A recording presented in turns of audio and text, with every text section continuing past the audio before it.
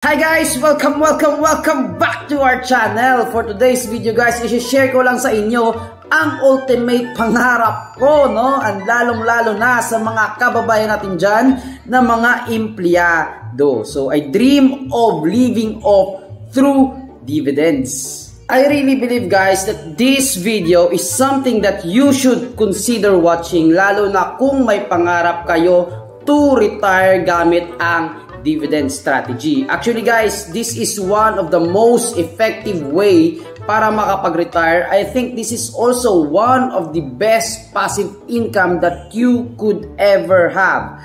Lalo na kung naka-accumulate kayo for a very long time. So if this is something that might interest you, then watch this video out.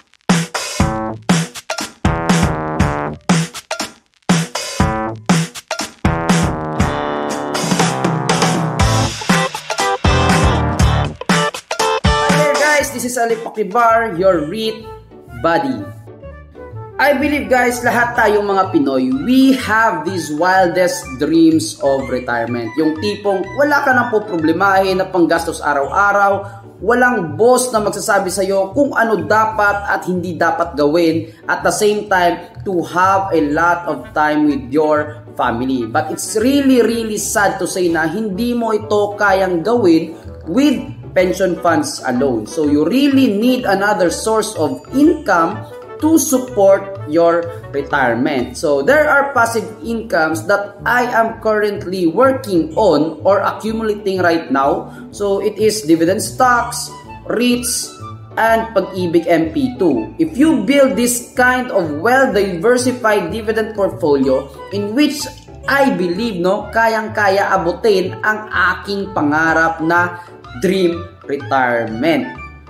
I believe guys, kayang ma-achieve ito ng kahit sinong ordinaryong empleyado, but with a right mindset and extreme discipline. Bakit ko po nasabi na kaya ito ng kahit sinong empleyado? Ako po ay isang ordinaryong empleyado lang din na nangangarap someday makapag early retirement. Also, discipline plays a major role, like less is more.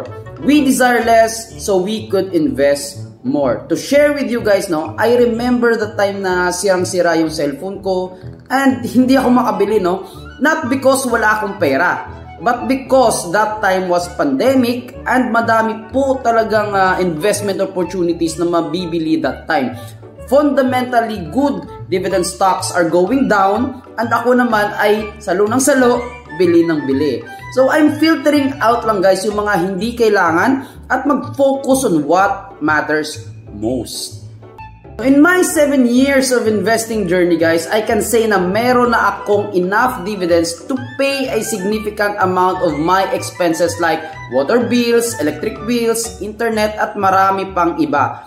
Malaking thank you po guys sa aking mga dividendo because I can live with these bills for free. Dati electric fan na ako kahit gaano kainit tinitiis ko Pero ngayon, kahit mainitan na ng konti, aircon na. Kasi nga, kayang-kaya bayaran ng dividendo Pero, hindi pa kaya i-cover lahat ng daily expenses. But I can surely tell na I'm going to where I want to be, diba?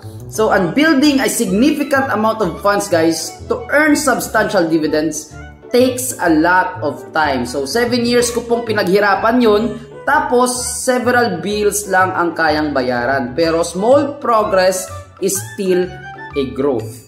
Nagpapatunay lang ito guys na hindi po ito get rich quick scheme. Pero, pwede po ito mapaaga. Depende kung gaano kayo ka-aggressive mag-invest at gaano kayo ka-early mag-start. So, one major advantage din guys is you can do it purely online. And you can start with a very small amount. Pwede po sa mga ordinaryong empleyado na magsisimula pa lang at walang malaking capital. So isipin nyo guys, you can invest in rental properties and big companies by buying a small portion of shares and just enjoy its dividends. Sabi ko rin guys na real estate or rental properties is also Filipinos' dream to have this kind of investments. Actually guys, yung parents ko have been living their retirement comfortably because of rental properties. Pero they are so active in managing everything, no? But my mind guys is shifting right now and I want to invest on a different asset class and focus more on paper assets because this is more on passive approach.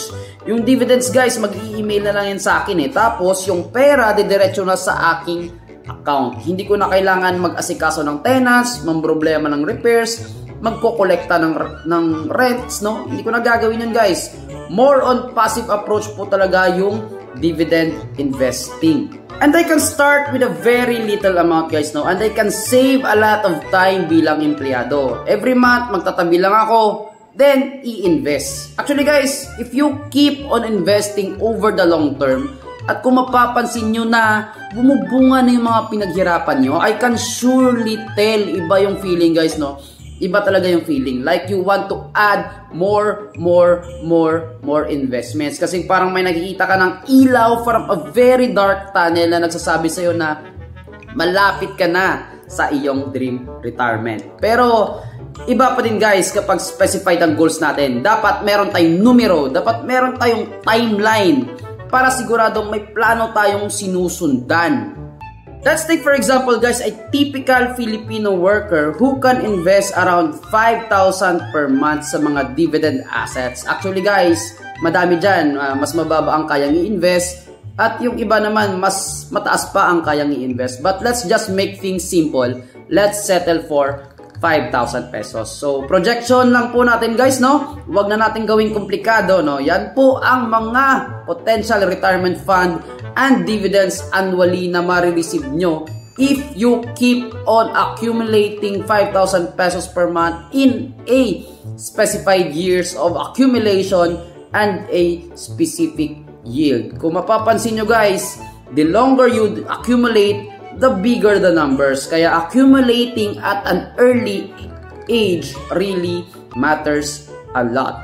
Siyempre, kung mapapansin nyo din, kahit 1% lang po ang pinagkaiba sa yield, malaki po talaga ang difference, lalo na kung long term. So yung mga numero na ito guys ay nag-i-imply lang na kaya nating mag-retire with dividend investing. So one important thing guys now is we can continue to earn these dividends as long as we don't sell these assets. Pwede pa po itong ipamana sa ating mga anak. So it's a generational wealth guys. This is where we start to break the poverty cycle sa ating pamilya. So the way I manage to tell everything guys, parang too good to be true, no? Pero in reality, there are risks involved in this kind of investments. Kaya a well-diversified portfolio can lessen your risk. You can have more exposure sa Pag-ibig MP2 if you are a conservative kind of investor and more of dividend stocks and REITs kung risk taker po kayo. That is all for today's video guys. Kung ikaw ay isang dividend investor and do you believe dividend investing is a good strategy for retirement, comment down below your thoughts and opinions. So that's all for today guys. Thank you for watching. We will be uploading more educational videos soon. So like, share, and subscribe.